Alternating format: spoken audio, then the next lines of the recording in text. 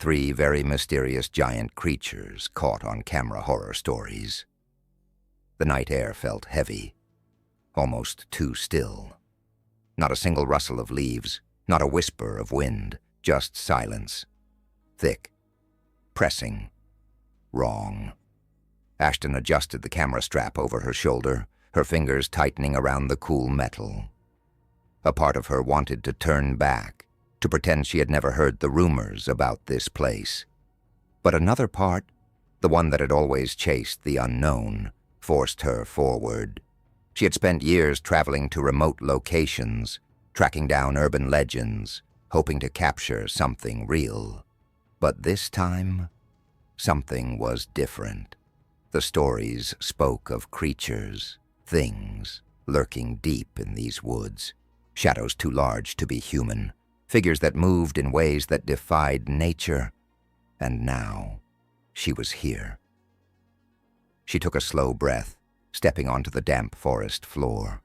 The dirt felt soft beneath her boots, as if something had disturbed it recently.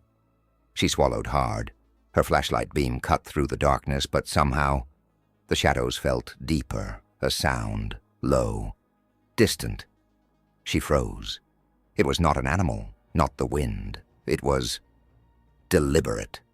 Her heart pounded as she lifted the camera, adjusting the lens, trying to focus on the area ahead. Her breath hitched, a shadow, too tall, too thin, and then it moved. Not a normal movement, not like a person.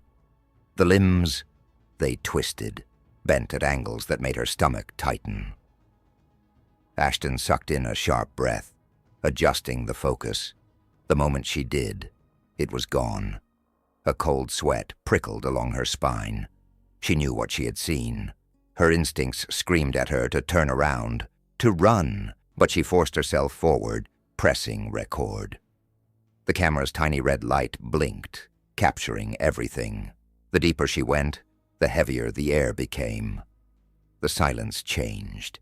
It felt aware, like the forest itself was watching.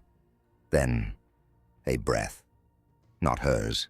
Slow, deep, measured. Her pulse slammed in her ears. She lifted her flashlight, scanning the trees. The beam flickered over something not quite right. At first it looked like bark, just a tree. But as she stared, she saw it. Skin. Her fingers tightened around the camera. It had been standing there the whole time, blending in, watching her. The beam of light caught something else. Eyes, not glowing, not reflecting like an animal's, just there, watching. A sudden wave of static crackled across the camera screen. The image warped, distorting the figure. She adjusted the settings, but no matter what she did, the interference remained. Then, a sound. Deep, guttural. Not human, not animal. Something in between. The air felt wrong, heavy, alive. Her legs trembled. Her body refused to move. Then it twitched, a sudden, jerky movement. Like a puppet, yanked by invisible strings. And just like that, her body snapped into action. She ran. The moment her foot hit the ground, the sound behind her changed. It was moving, not running, not chasing, moving. The sound did not make sense. Like it was everywhere at once, the trees blurred past her. The road, so close now. Her car, right there. A branch snapped. Behind her. She did not look. She could not. Her keys. Where were they? Her hands shook so badly. She almost dropped them. Her breath came in ragged gasps as she threw herself into the car. The door slammed shut. Locked. Silence. Her chest rose and fell in sharp, uneven breaths.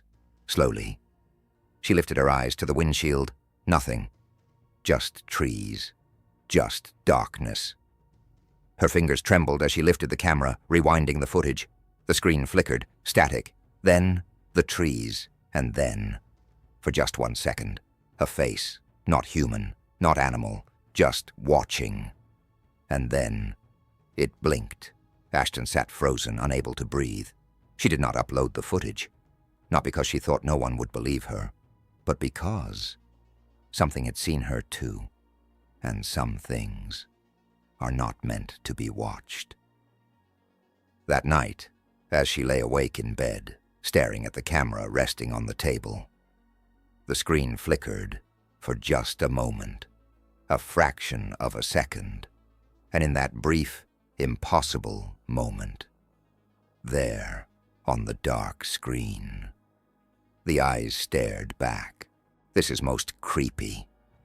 Mysterious giant creatures caught on camera horror story number 2. The road stretched ahead, endless, swallowed by the thick mist curling around the trees.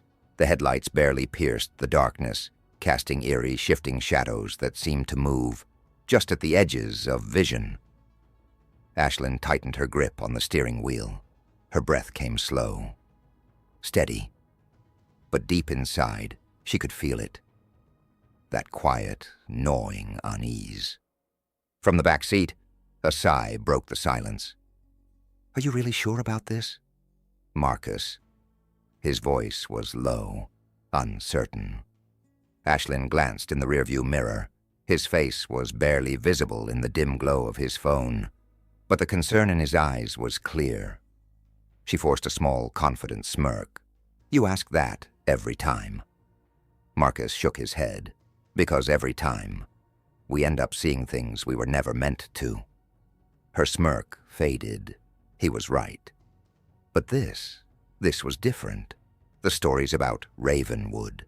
They were not just myths, blurry videos, distorted figures, shadows too large to be human moving between the trees. Most of those videos, gone, deleted, vanished. But she had seen one before. It disappeared. A shape. Towering, moving, not like a person, not like anything that should exist. And that was all it took.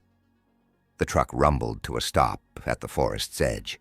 The headlights illuminated a weathered wooden sign, its paint chipped, barely legible. Ravenwood Trail. A cold wind blew through the trees. But something was off. No rustling leaves, no insects, just silence. Marcus exhaled sharply. "This is a mistake." Ashlyn reached for her camera bag, her fingers brushing against the cold metal zipper. "Then stay in the truck." Marcus cursed under his breath, but stepped out anyway. The moment their feet hit the ground, the air felt wrong, heavy. The flashlight barely cut through the mist. It clung to the ground, swirling, moving almost like it was alive. Every step felt like an intrusion. Ashlyn whispered, adjusting the camera strap over her shoulder. "We need to find the exact spot from the video." Marcus shifted uncomfortably. "And what happens if we do?" Ashlyn hesitated. "Then we prove something is really out here." They pressed deeper into the trees. Each step took them further from the truck, further into a silence that felt unnatural.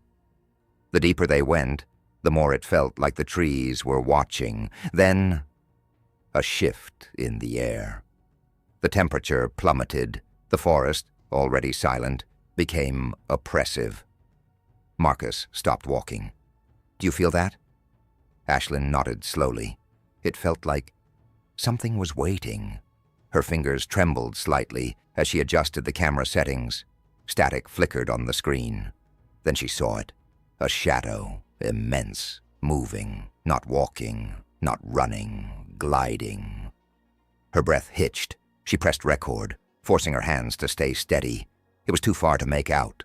But the sheer size, it loomed over the trees. Limbs, too long, too unnatural.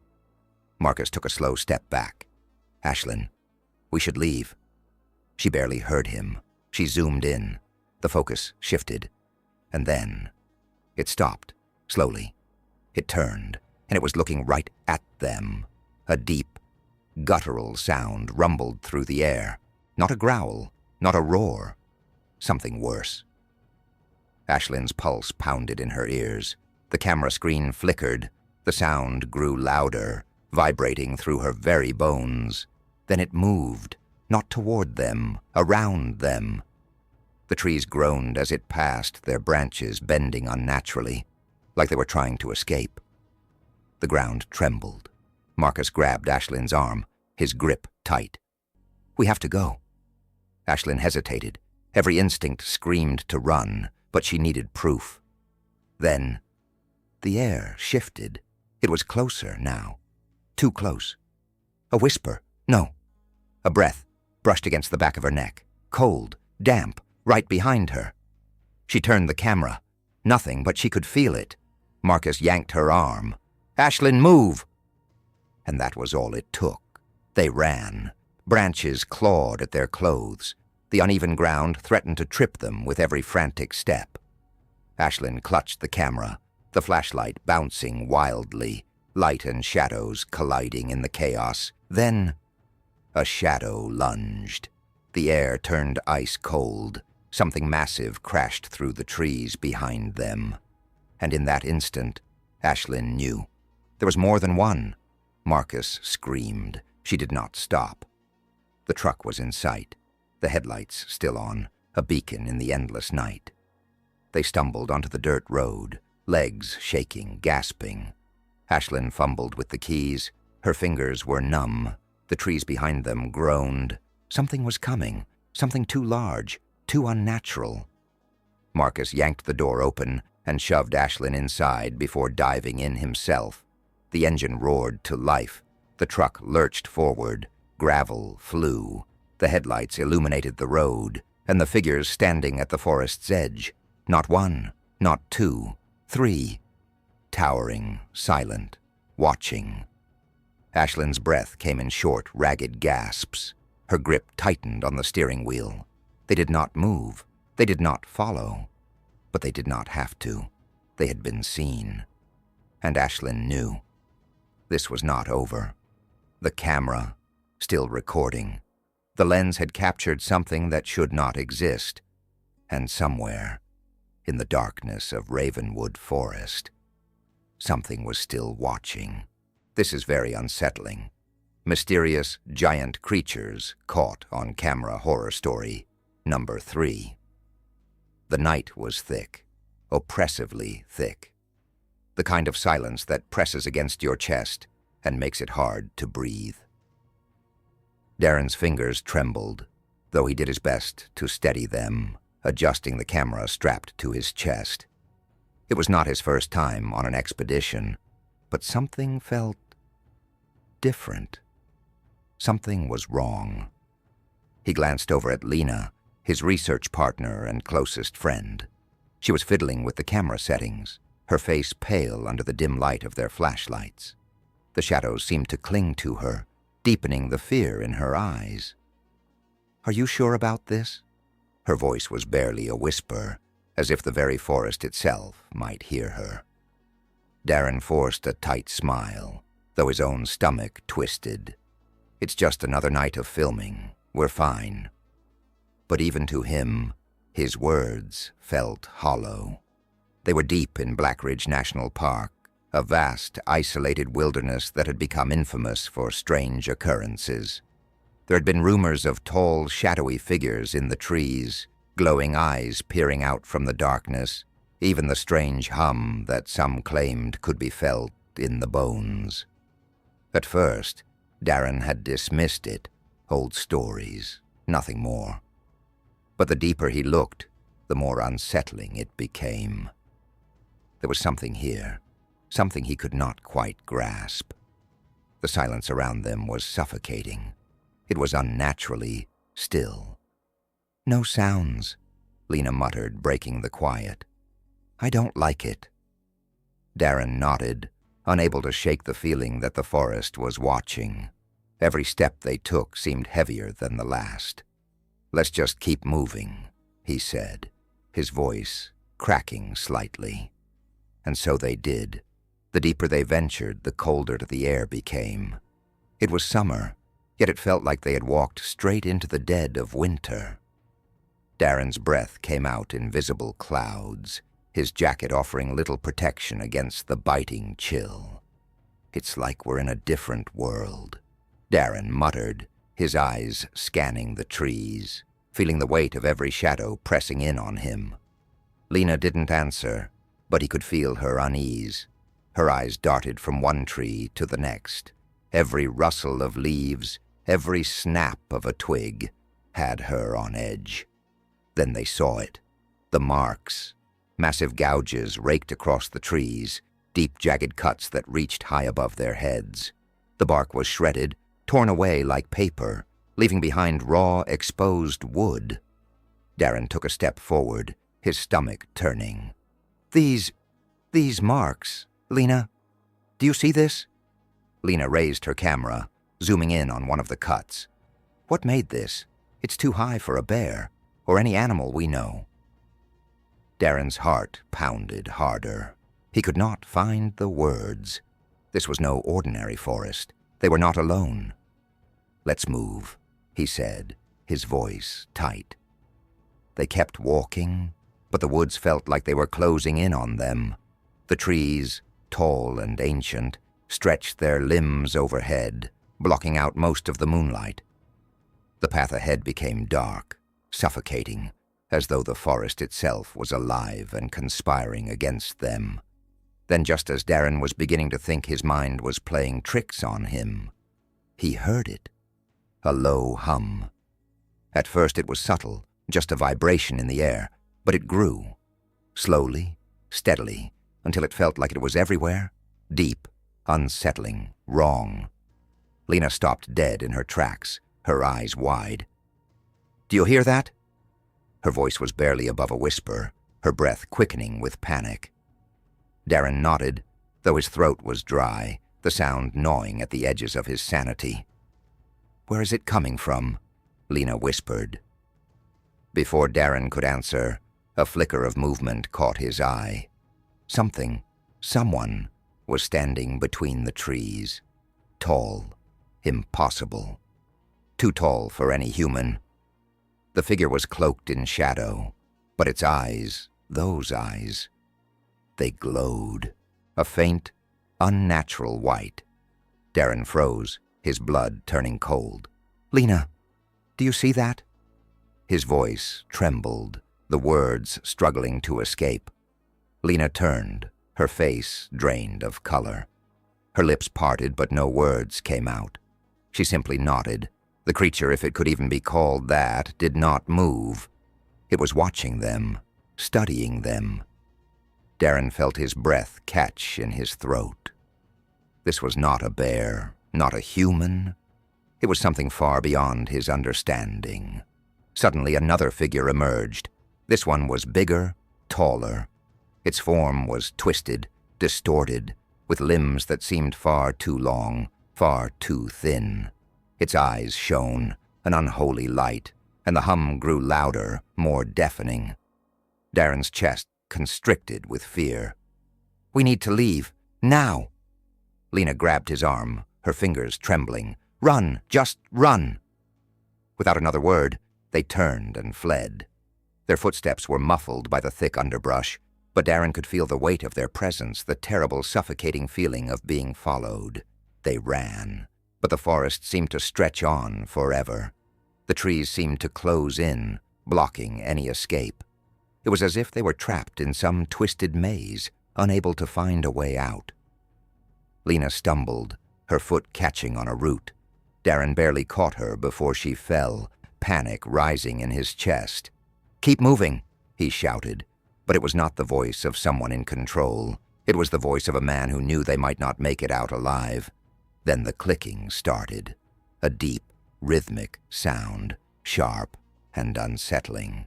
It echoed around them, coming from all directions.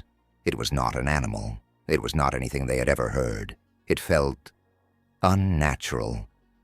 Darren's heart raced. What is that? He gasped. Lena could barely speak. They're communicating. They're talking to each other.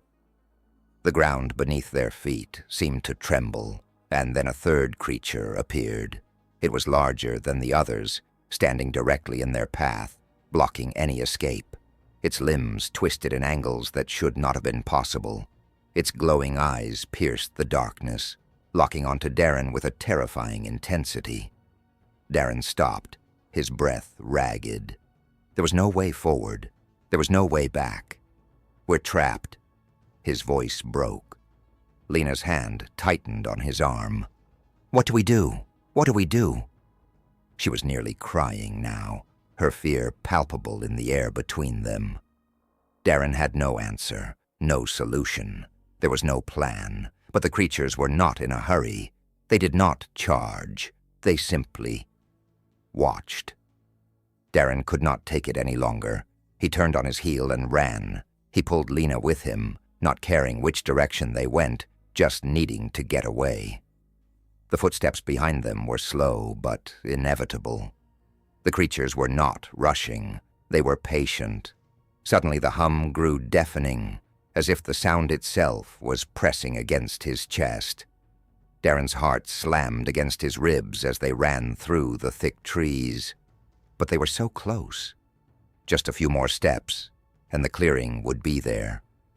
The road. Safety. Lena screamed, her voice high and panicked. "They're right behind us! Oh, God! They're right behind us!" Darren reached for the truck, his fingers fumbling with the door handle. He shoved Lena inside, his pulse pounding in his ears. He climbed in after her, his hands shaking so badly he could hardly grab the keys. The creatures were still coming. He could hear their footsteps, the deep guttural breath they took with every step.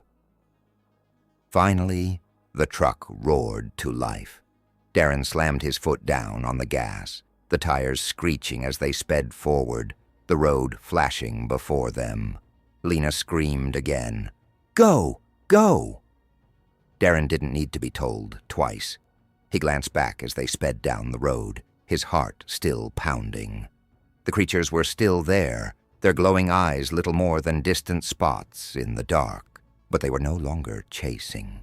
They had stopped. For now. But Darren knew one thing. This was far from over.